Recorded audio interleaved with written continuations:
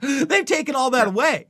And now what you're going to see, which you were already seeing, was the creeping, well, PepsiCo owns Pizza Hut and it owns Taco Bell and it owns KFC. We'll just throw one of those in the stadium. You know what I mean? Or we'll throw those right outside. And it is literally, like you said, the corporate fascist takeover of what the middle class was able to use to survive in those areas, getting rid of the service industry and the people that were independently able to make a few $100,000 or a few $1 million a year, you know, with their savvy, and say, no, no, no, no, no, that's PepsiCo now. And then what do? You know, you try to take the loan from the government. It's not going to work out. And they push you into this UBI system, Steve. And I think that, you know, amongst the action for Assangers, you see the danger in that most because you're a hardworking, backbreaking man. And you realize there are no free lunches. You know, even when I was a kid. Go ahead. Go. I was just say if I have one goal in the next couple of months, because I do have, you know this, man. A lot of the people that I talk to, a lot of the people that tend to come on Slow News Day, sort of come from that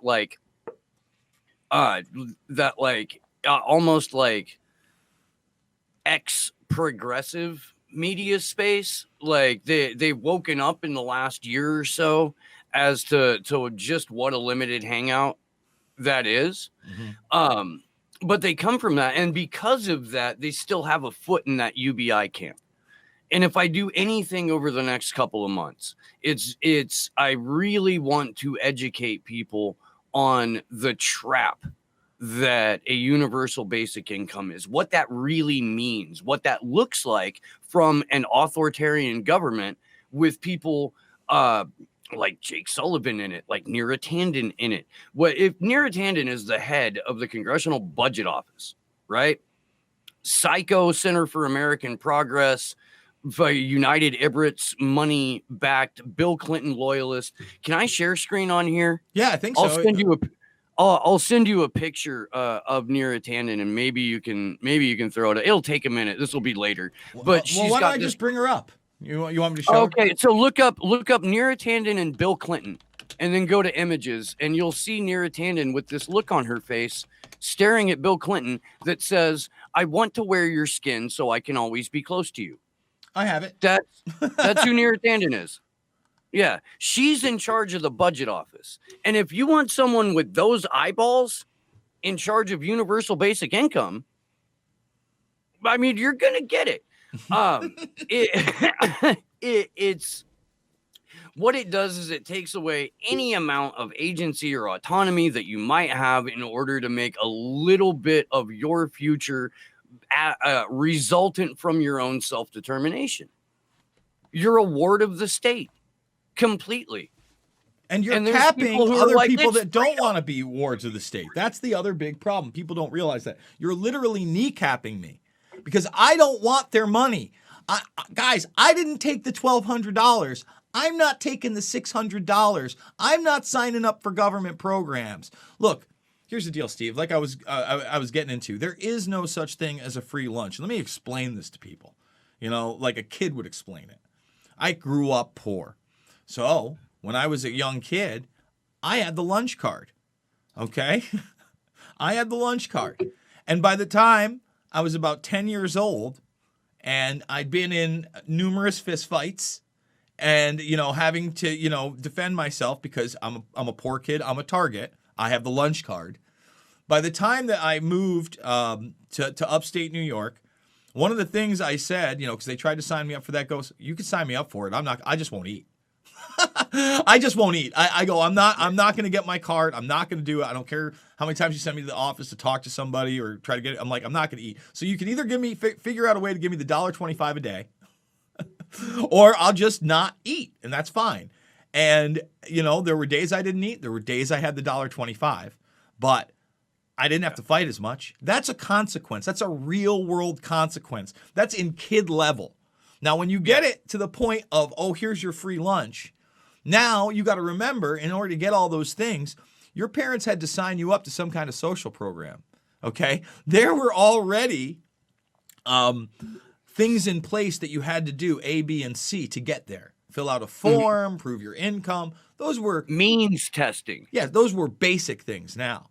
Yeah. But now, when we are clearly living in an age of information and medical tyranny, we could get to the point where we're not only talking about mandatory vaccinations, but, you may have to give up your browser history on all your devices at some point, because this is all going to be embedded in the social credit score of how much you get each month, because it'll be a sliding scale of how good of a citizen you were. And then whatever that is caps a guy like me who doesn't want it and was struggling to make maybe $60K a year tops. And now that $60K ain't worth $20K, Yeah. Yeah. Because that's the thing, dude. There's no price protections attached to UBI. Let's say you get generously $2,400 a month in UBI.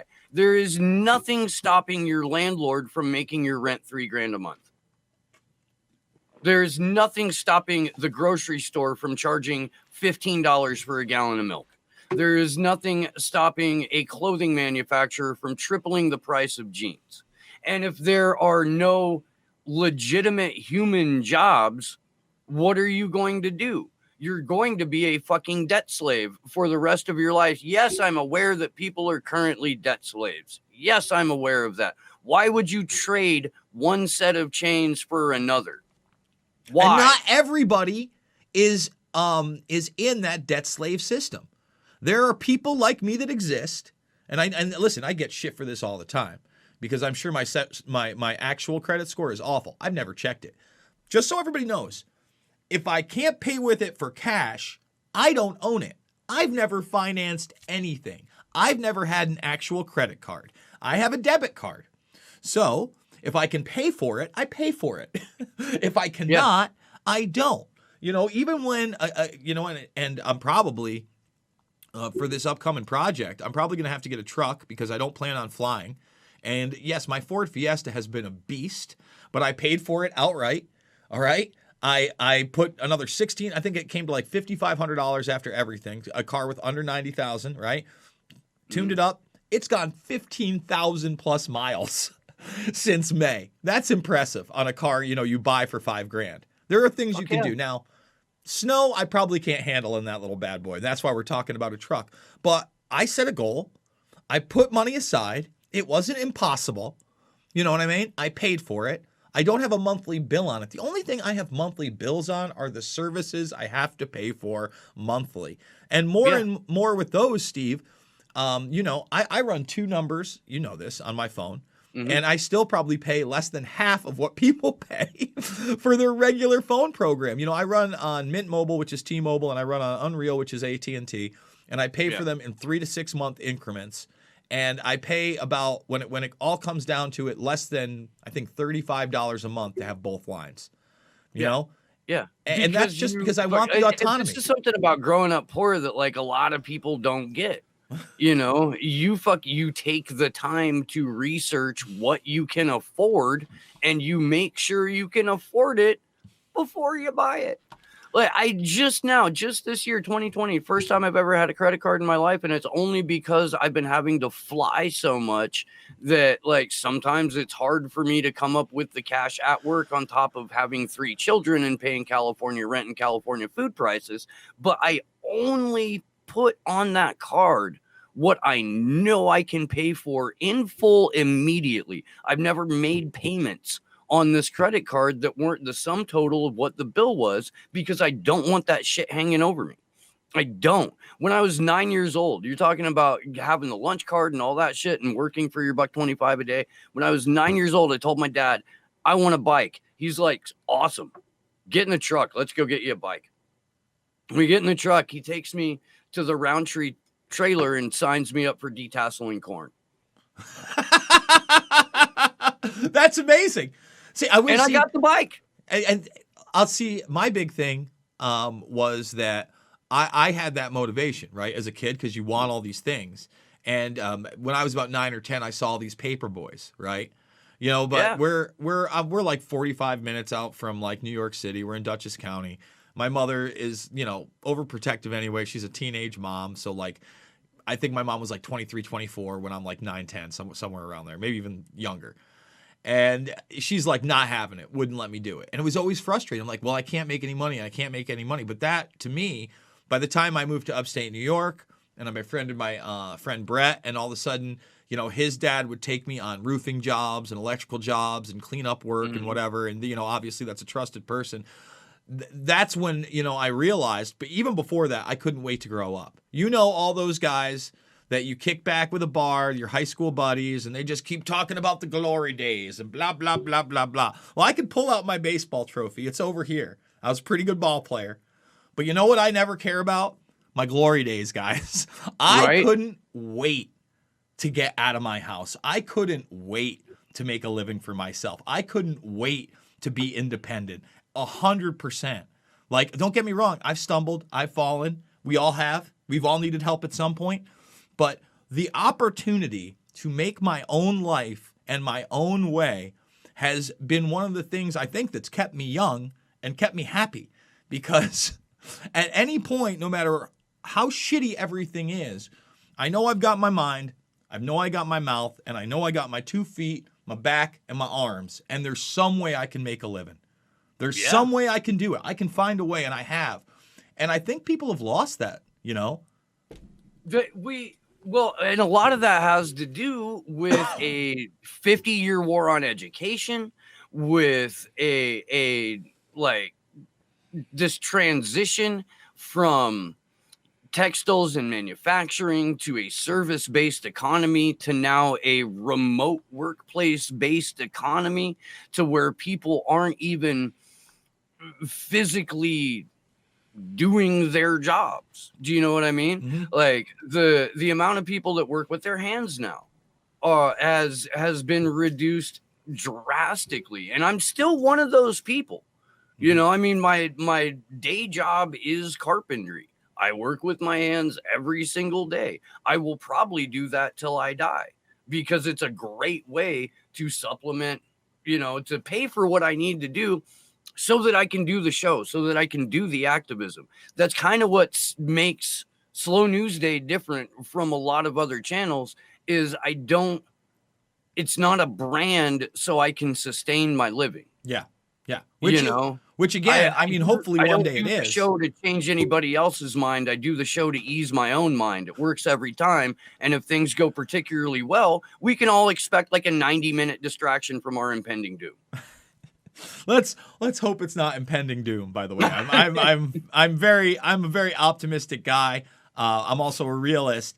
But, you know, when we talk about that, I'll just say this.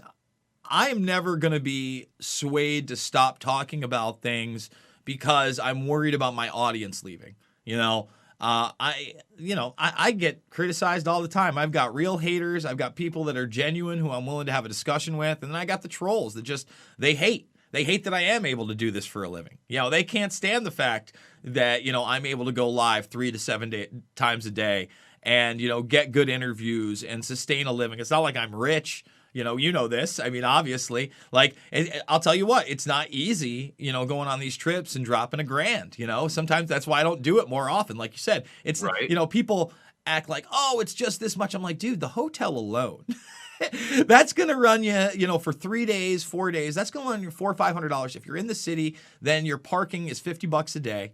You know what I mean?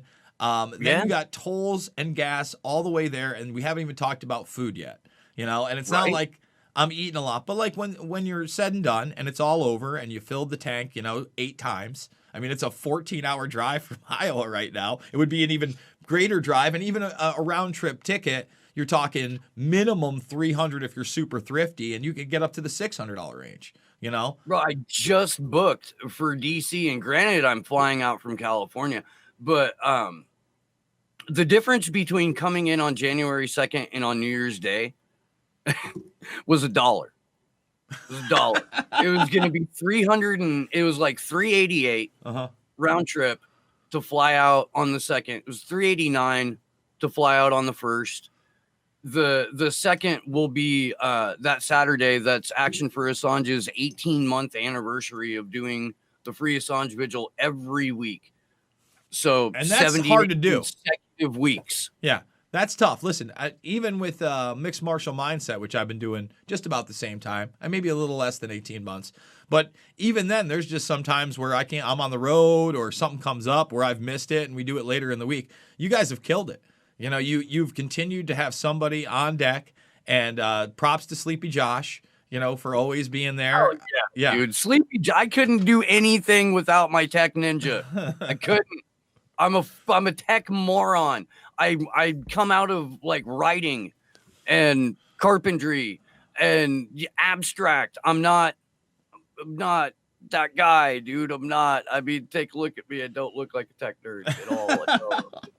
I'm not that dude. I'll build you a house and I'll make it look killer, but I couldn't program my way out of a fucking wet paper bag with a gun held to my head. So we're running on 50 minutes, Steve. Let's wrap it up. Why don't you let people again know how they can get involved even before the March on the Capitol with Trump? Remind people not only about these events, but the Force the Vote, why that's also important, how there's going to be a lot of people with a lot of different beliefs out here, but really a belief in the First Amendment and freedom first. And hopefully we can take that, right? That point of agreement and come together and not clash with one another. That's what I'm hoping for. That is, I mean, that's the hope. And this is really a unique moment in time, Jason. I'm not trying to like over aggrandize the situation. That's not even something I do. But from January like 2nd to around January 6th, there's going to be a fairly substantial number of people who are showing up in full agreement, whether they know it or not, on this one thing, and that is their government has failed them. And it doesn't matter which side of the aisle they fall on. They're going to Washington, D.C. with the knowledge that their government has failed them. So we have a wonderful opportunity to make a stand in a post-partisan manner. And we can stand for things that we all agree on, Jason. The freedom of speech, the proliferation of accurate information, an internet that belongs to us, the first freedoms that are guaranteed to us by our Constitution. We can show up with the reality that it's going to take all of us, no matter where our political ideology is, working together to ensure these things. We are going there on behalf of Julian Assange. Julian Assange said, our task is to secure self-determination where we can, to push back against the coming dystopia where we cannot, and if all else fails, to accelerate its self-destruction. We have reach the moment where we can collectively decide if we're still pushing back or if we're accelerating the self-destruction of an empire that is designed to fail us. And I can't wait for it. I can't wait to see you guys there. January 3rd, noon, British Embassy. January 4th, noon, Department of Justice. We're going to have some other events that will be impromptu. Make sure you are following me at Slow News Day Show on Twitter. Make sure you're going to the website, actionforassange.com. We have a Discord server where we're going to be announcing these events too. So that's actionforassange.com/Discord. And yeah, thanks, Jay. This is fucking great. I'll tell you what, man. If I can figure out a way to make a living out of doing the show, I want to do a morning show with you, like twice a week, just wacky morning show shit. Just let it all out, the weirdest possible news we can find, and we could just dive right into it. Well, you know, I like to have fun. And that's another thing that people have to do. And that's another way that you can actually communicate with somebody else that might have different political beliefs. Who knows? Maybe their favorite beer is your favorite beer. And you can start there and have a beer and have a discussion that goes beyond, well, I hate what you have to say here. Well, I hate you.